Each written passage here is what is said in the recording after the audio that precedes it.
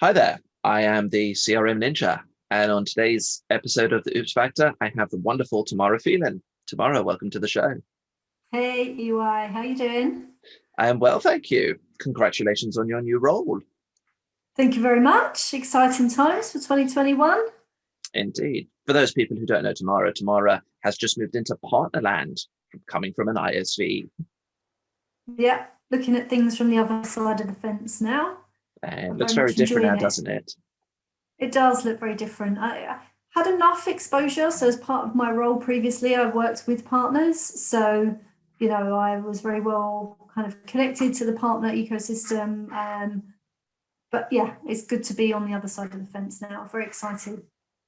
Indeed. Instead of outside looking into the partnerland, you're now inside partnerland looking out I am indeed. through the Yeah. looking glass. So I wanted to ask you about your hobbies. And the reason I have this picture here is I understand you have a dog. It's one dog, right? We do. We have a puppy, although I'm not sure when they stop being puppies. She is 7 months now, so she's not a teeny tiny puppy anymore. Um, but I guess she's still a puppy. We got her. We've been talking about getting a puppy or a dog for a while, and then when we went into lockdown, we were all at home, and one of my friends, her business partner, had two dogs, one of which was due to be spayed, and the vets shut down and or closed due to COVID. So they ended up with 11 puppies. And so it was just 11 one of puppies. 11 puppies, and they weren't breeders. They just have two, family pets. And yeah, so they had 11 puppies. And one of my friends said, "Didn't you want a dog?" I said, "Yeah, I did want a dog." She was like, "Oh, one of my friends has just had some little puppies. And mum and dad are both Staffs, little Staffordshire Right. terriers." And so yeah, we've had her. She's our lockdown puppy. Got And it. thank God for her as well. The amount of times we all fight all day to who's going to take her out and get out of the house. Ah, it's a good reason to have a puppy. It Enables you to is. get out of the house. Yeah. I Think about post-COVID people though. There's always somebody at home in our house, so we're not being irresponsible. When life does eventually go back to normal, there'll still be someone to look after the Oh, baby, a indeed. dog. I remember reading sort of a strip comic years ago, which is like the husband saying to the wife, "Wouldn't it be great to have a puppy?" And the wife saying, "Indeed, it will be great for us." And then it moved on to, out in the pouring rain is the poor chap with the puppy in the middle of a field because he needed to take it out. And the wife's like, "I knew it would be good for us." And she's sitting at home with her feet up and a cup of tea, busy Getting relaxing. some peace. Yeah. Indeed, puppies are marvelous. With three children here, we don't have room or time for a puppy, and yes, we're not getting a puppy anytime soon. Although my son tries to convince me otherwise. We have three children also. I think the youngest is now 10. So I think Ah, life was all getting a little bit easy. So we decided to throw a puppy back in the mix to spice things up a bit. right. I'm going to ensure that my wife does not see this episode because in case she gets ideas at some point later on. I'll find her on Twitter and send her some pictures. Go for it. No problem at all. So, moving on from puppies to the oops factor, what do you have to share with us today? Well, I was thinking about this earlier, about what's a good example to share, and probably the biggest oops is going back some time now, which is good as well because it won't impact on anybody that I'm working with now. So I was working for BT Trading Systems at the time, and Okay. we had been installing a new solution, lots of weekend work. So when we put in a new trading system, it was a very large investment bank in the UK. And we worked all weekend pretty much, when a new solution went in and went live. So having worked all weekend, very tired, very, it was exhausting. It's like putting Yeah. in a pretty much all-nighter for a couple of nights. Because let's And face it, it's not software like it is nowadays. You put a computer on, you go online, and you spin it up. It was hardware as well, and there wiring was and hardware everything. and software. Yeah, so we had racks we had network racks and routing racks, and then we had like the database that would kind of drive, the behavior of the trading system.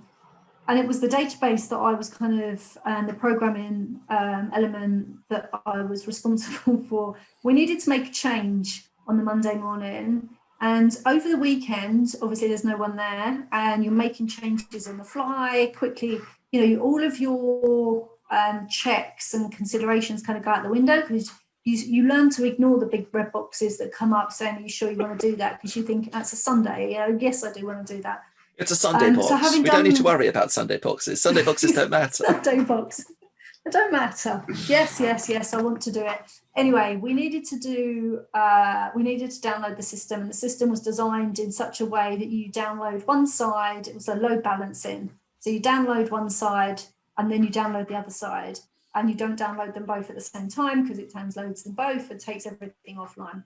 Anyway, So I did download. Are you sure you want to do this? Yes. And then I put my head up, and there's a whole trading floor, hundreds of people on the trading floor. This being on the Monday morning, not being a Sunday box. It's a Monday box, which we chose to ignore. It's a Monday box now. Yeah.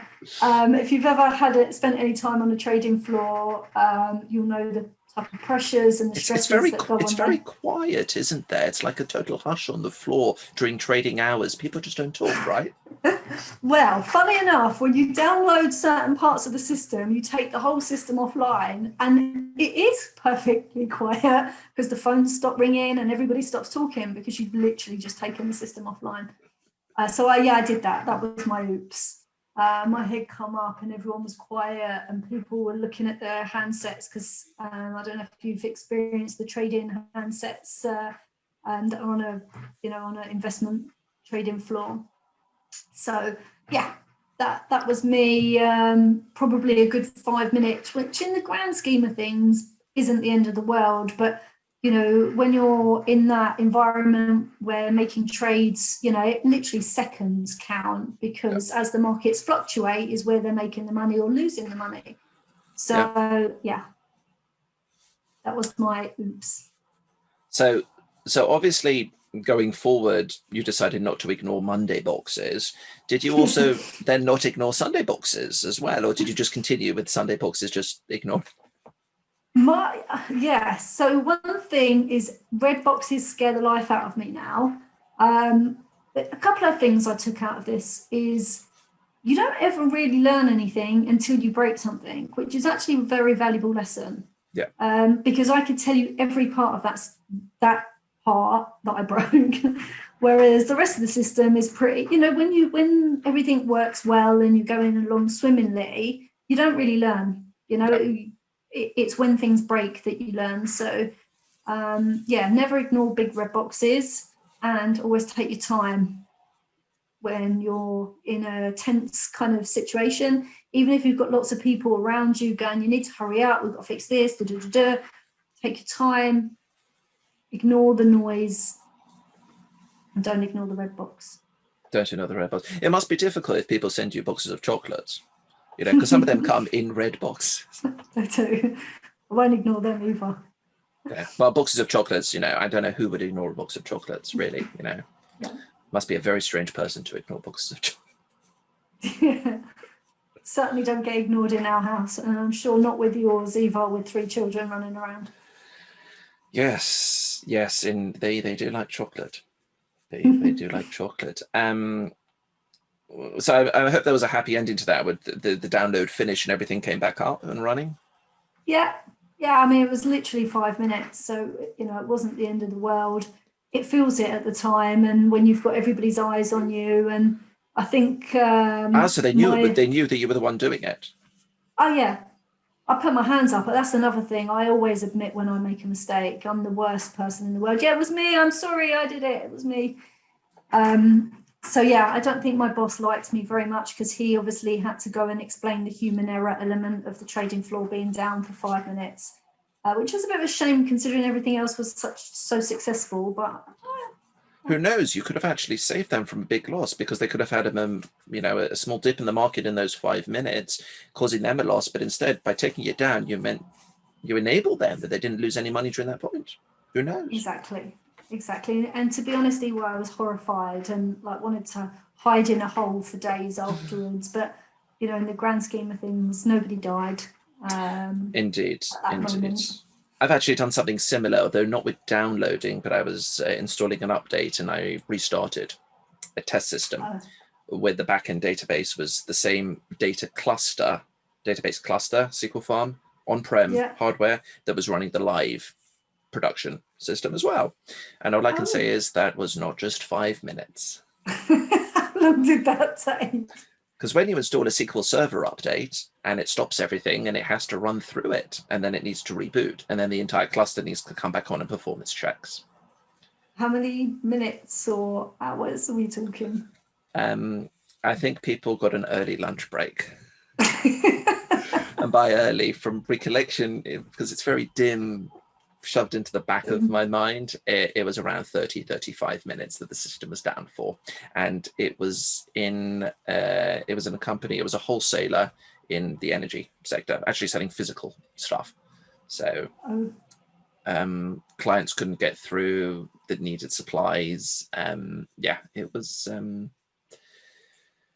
interesting. Let's just say I learned a lot that day about checking back-end systems when things weren't in the cloud. Does that need a red box too? There were no red boxes. No, but it needs one. But I did say, do you want to confirm that you want to perform the upgrade? And I went, yes. It wasn't a red box. It was a little grey box with a little grey button that said, okay. Way too easy. Way too easy. Well, Tamara, thank you so much for coming on the Oops Factor and sharing your experience. Viewers, pleasure. We hope that you have found out the importance of red boxes and taking responsibility for it and learning from our mistakes. If you feel that you would like to come on and share one of your stories, hit the link below in the description, put in your details, and I'll drop you a line. And also feel free to check out the rest of the Oops Factor playlist, subscribe to the channel, and above all, have a great day.